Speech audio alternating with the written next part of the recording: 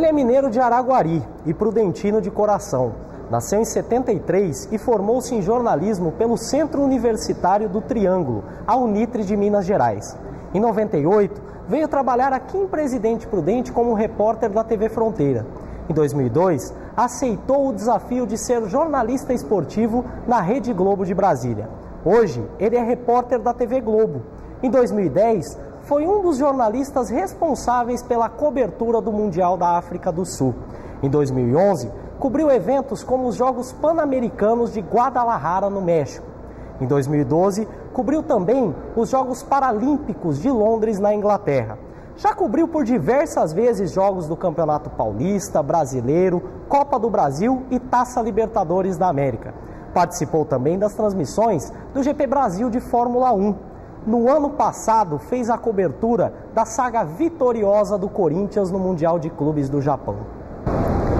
Em 2009, ele foi o nosso convidado do Café com Quê, onde falou sobre toda a sua trajetória no jornalismo. Hoje, ele irá falar sobre a cobertura da Copa do Mundo de 2014.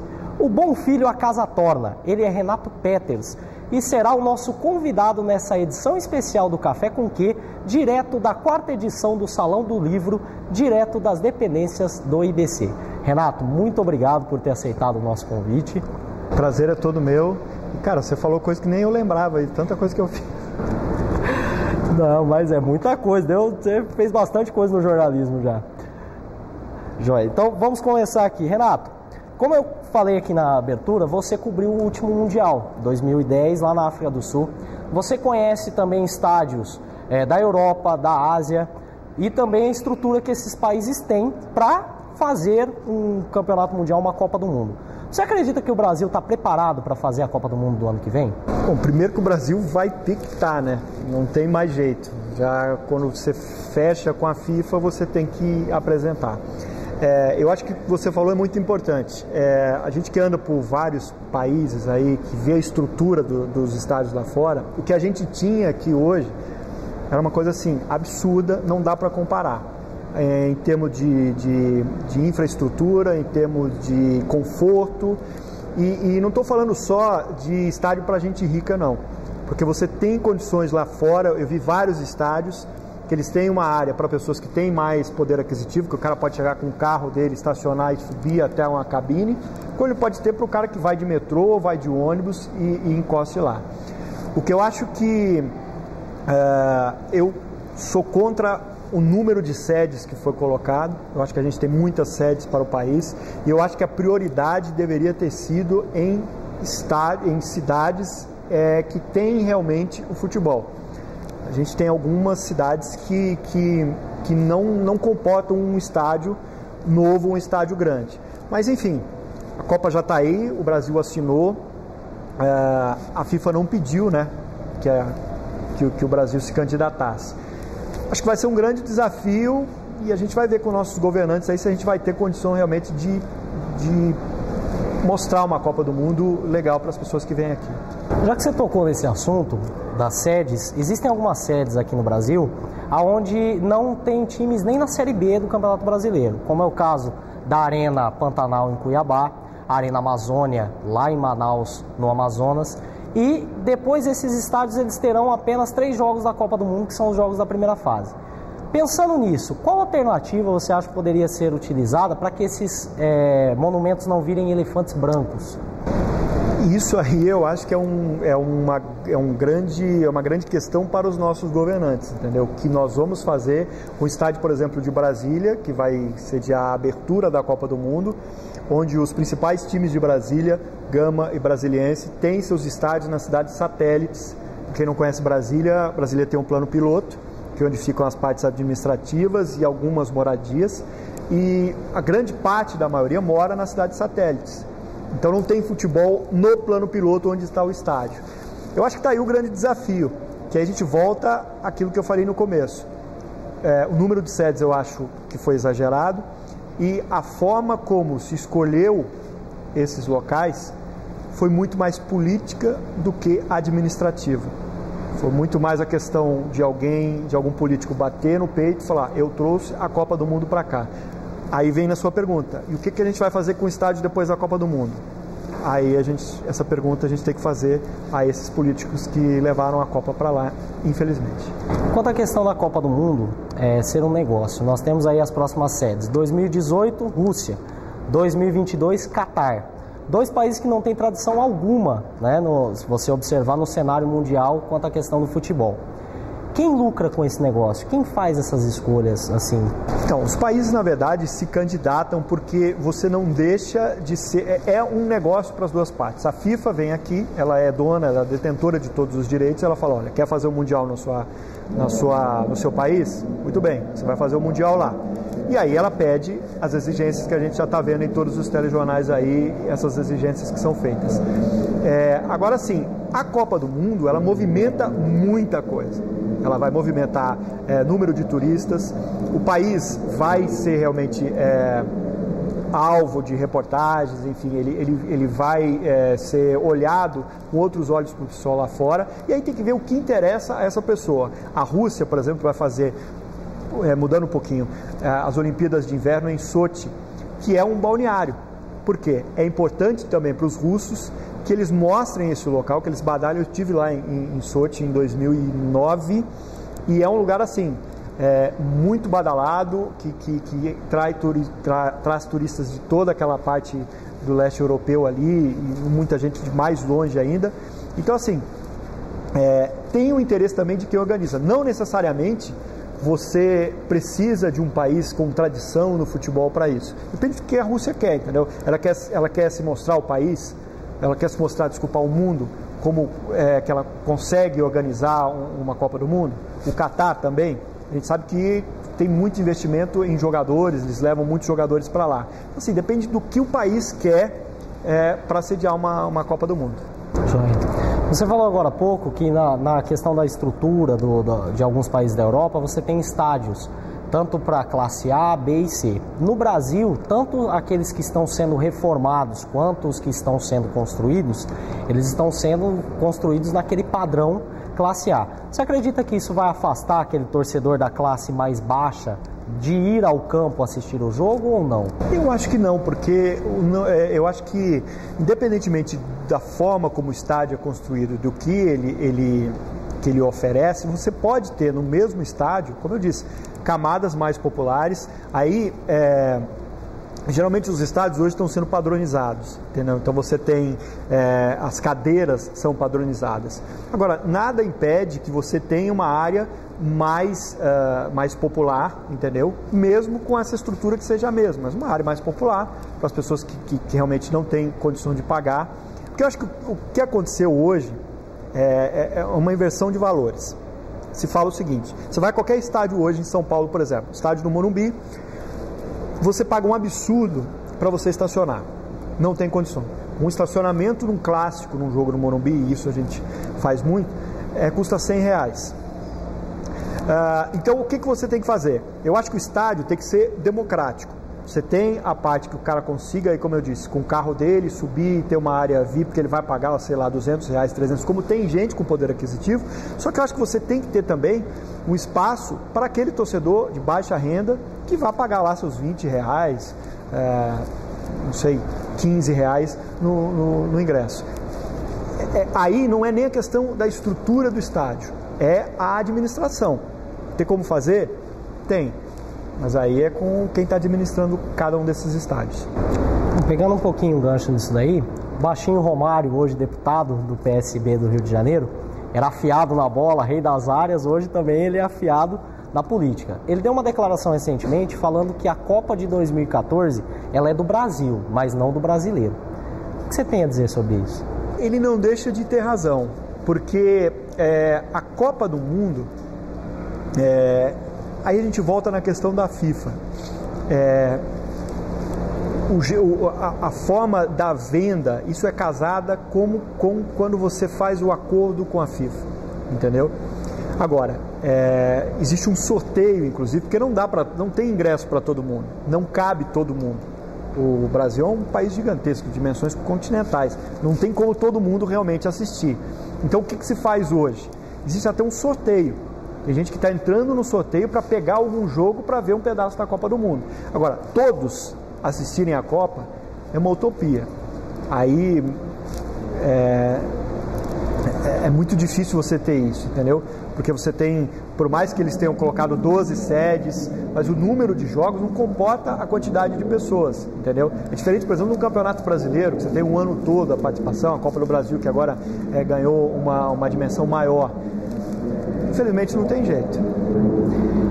Um evento como esse, a Copa do Mundo, ela é uma oportunidade para o país sede ele se redescobrir, sanar problemas, crescer.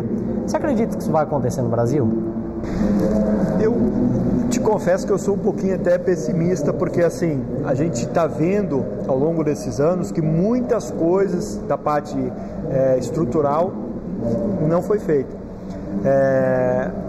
Trens de mobilidade, corredores de ônibus, estacionamentos em estádios, a gente está vendo que isso está sendo empurrado e parece que vai chegar perto da Copa do Mundo sem o famoso jeitinho.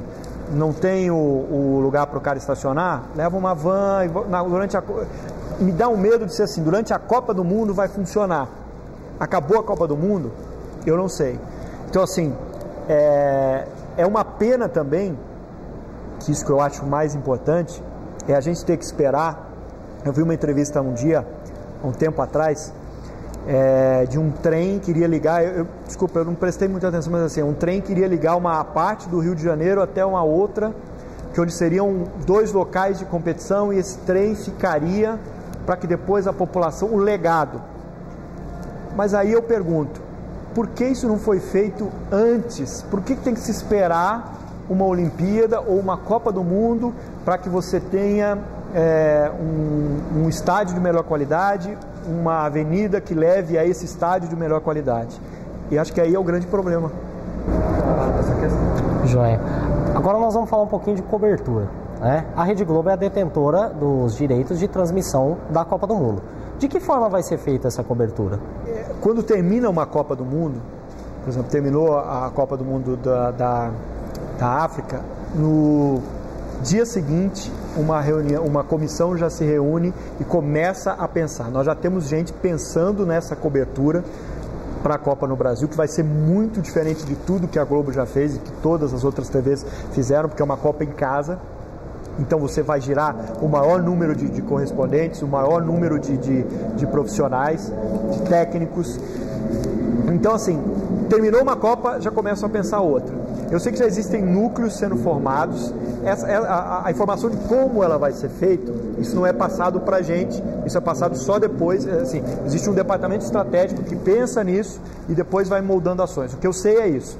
A gente vai ter correspondentes com as principais seleções, a gente vai ter correspondentes nas principais cidades e uma cobertura que eu acho que o brasileiro não viu até hoje, com recurso de pessoas e com recurso de equipamentos para fazer essa melhor cobertura, porque além de fazer a cobertura para o brasileiro, a gente vai também levar toda essa cobertura para quem está fora.